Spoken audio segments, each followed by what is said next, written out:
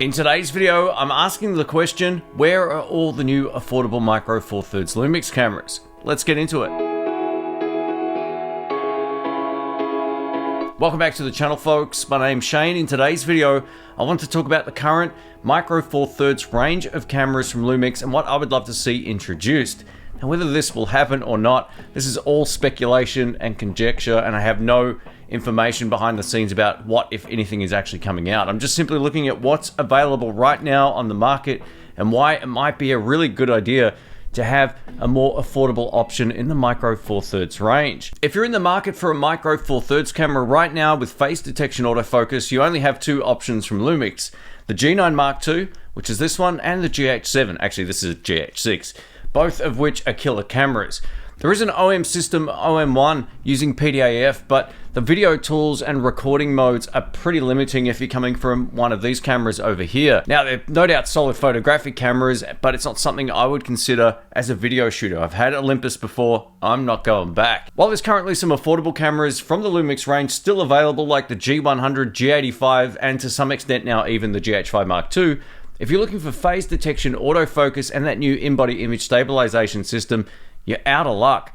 Right now, both the G9 Mark II and GH7 are both flagship cameras, which begs the question, where are all the more affordable Micro Four Thirds cameras? The G9 Mark II and GH7 are both fantastic hybrid cameras, which share about 95% of the same photo and video modes. This got me thinking that it might be a great opportunity to upgrade the GH5 Mark II to a GH5 Mark III, or even update something more affordable using the same sensor out of the G9 Mark II. When the GH5 Mark II came out, I purchased it for around $22.95 in Australia, and now it's a lot less expensive.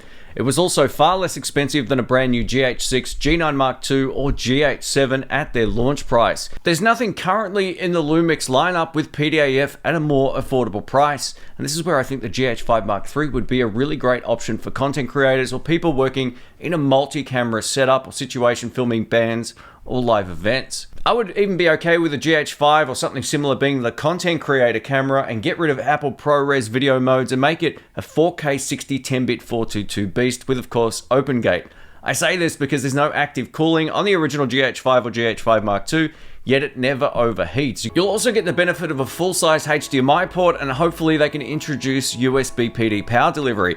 Most content creators won't use ProRes to record anything, and having a new sensor, new IBIS, better autofocus at a cheaper price would be awesome. You could almost, but not quite, get two of these for every GH7. For multi-camera stuff like what I do in the studio, I sometimes use up to 4 cameras. This would be a great set and forget camera, and if you're new to filmmaking, it would make the whole process a lot easier. For owners of a GH5 Mark II or even the S5 Mark IIX, let us know if you've ever used the built-in live streaming functionality on either camera. I've only used it a handful of times, and then I ended up going back to my A10 Mini Pro because it's just a lot more reliable. OpenGate is definitely a thing I would love to see come to an imaginary GH5 Mark III or any other sort of camera in that particular line. Even if it's capped to 30 minutes for thermal reasons, I would be fine with that, and I think that's more than enough for most shooting scenarios. Having a less expensive camera that excels at 4K 60p, indefinite recording with some of the new features found in the G9 Mark II and GH6 would be awesome. Now, while the G9 Mark II can do all of this and more, it is more expensive, and under certain scenarios, you can make it overheat. Again, most people getting into content creation won't need RAW or Apple ProRes codecs. It's total overkill, and if you're doing a gaming channel, for example, or even a long-form podcast, 4K 60 is plenty. Another feature I would love to see come to this potential content creator camera or a GH5 Mark III if it ever happens is USB-C webcam support. Most Sony cameras now have USB webcam connectivity, but the benefit of the Lumix one is that it won't overheat. Shots fired. Actually, I'm using a Sony camera right now. I know a lot of people are also very interested in a smaller Micro Four Thirds photocentric camera. There's a million videos about that online and people wanting something similar to either the GX85 or the Lumix S9 with or without an EVF. Now, I wouldn't put it past Panasonic to repurpose the S9 shell for a Micro Four Thirds sensor camera. The G9 Mark II has almost the exact same body as an S5 Mark II and X minus the fan, so let me know in the comment section whether or not that's the camera that you're waiting for. Personally though, I'd rather see an update to something like the G85 or the G100 before that, because they're going to be more affordable, and if it gives you the great features, that's awesome. But I know a lot of people like the rangefinder style bodies. I heard Sean on the Lumix live stream the other day mentioned that a totally new dedicated photocentric camera with less video features would actually cost more than people might think. So that might not be viable, but whether or not they can reuse the S9 shell for a Micro Four Thirds sensor camera will give it a whole lot of benefits, one of which is thermals. Now, if they use this with a Micro Four Thirds sensor, which is a whole lot smaller than this big full frame one right here, it allows there to be less heat issues and potentially less recording restrictions if you switch it over to video mode.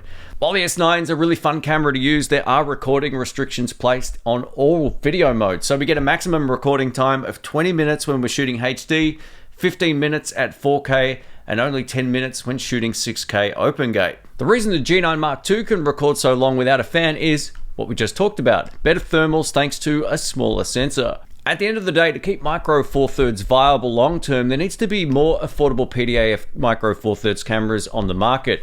There's no other option right now other than the G9 Mark II or the GH7, and both of which are awesome cameras. If Panasonic could release something that's competitive with the Sony ZV-E10 Mark II and offer some advantages in terms of thermals, recording modes, or IBIS, it'd be a no-brainer for a lot of people. Let us know what you think and what you'd love to see in a future camera. I put this video together based on my own shooting scenario, and everybody's shooting scenario is different. So leave some comments down below, let us know what you think. If you enjoyed the video, leave a thumbs up, subscribe, click the bell, all that kind of stuff, and I will catch you on the next video. I know it's been a while since I posted, apologies for that. I'm back. Catch you soon.